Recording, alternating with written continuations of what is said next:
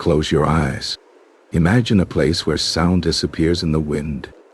A place where the cold feels alive, where the horizon never ends. This is Antarctica, a frozen land that does not care who you are or what you want to achieve. In 1914, a man named Ernest Shackleton sailed into this silence. He was on a ship called Endurance. With him were 27 men, many dogs, and one great dream. They wanted to cross the last untouched continent on Earth. The ship moved south through ice fields. The ice scraped the ship's sides. The wood creaked and groaned. It was as if the ship was warning them to turn back. But each day, the ice grew thicker and tighter. Soon, the sea froze around them. The Endurance could not move. The ship was trapped. Weeks passed, then months. At night, the men heard the ice crack and shift. They heard the ship cry under the pressure. The cold became unbearable. Breath turned into white mist. Beards froze solid. The sun disappeared for months. Darkness filled the sky. One morning, the ice moved with a loud crack. The sound echoed across the frozen sea. The back of the ship lifted. The rudder broke. Freezing water rushed inside. Shackleton looked at his men. He spoke calmly. "She's going, boys." They understood at once. Their ship was dying. It was their home, their shelter, their only way back to the world. They stepped onto the ice. They carried only what they could save. They watched as the Endurance broke apart. Then it sank beneath the ice. They were alone, at the bottom of the world, standing on moving ice, with no ship, no land, and no rescue. Life on the ice was hard, very hard. The wind cut through their clothes. Hunger never left them. Every sound under their feet brought fear.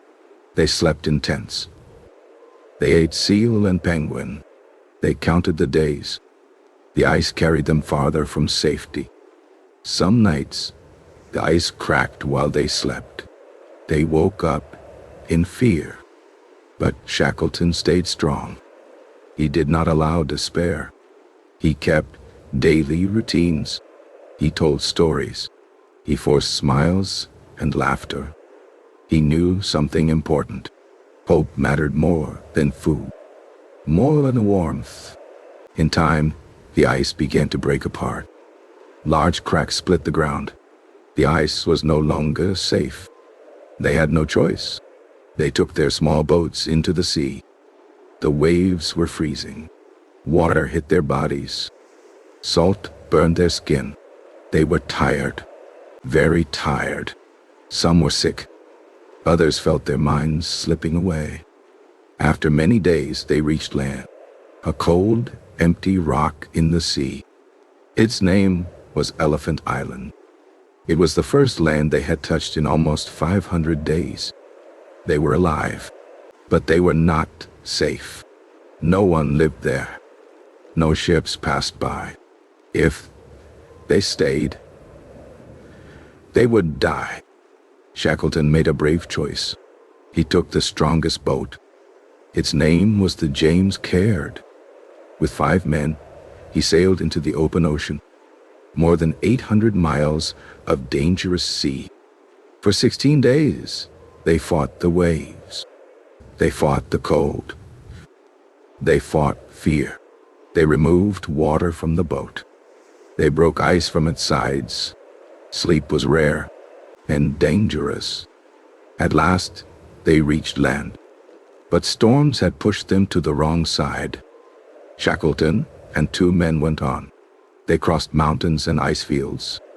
There were no paths, no maps, only danger. Finally, they reached a whaling station. They were dirty, barely human. When asked who he was, Shackleton answered calmly, "My name is Shackleton." Saving the men left behind was not easy. On Elephant Island, Hope slowly faded. Each morning the men were told to be ready, because the boss might come that day. Then one day, a ship appeared, breaking through the ice. Within hours, every man was safe. Not one life was lost. Shackleton never reached the South Pole. He never crossed Antarctica. But when everything was taken from him, he chose his men over fame. That is why his story lives on. Because true leadership is not about victory. It is about endurance and about bringing everyone home.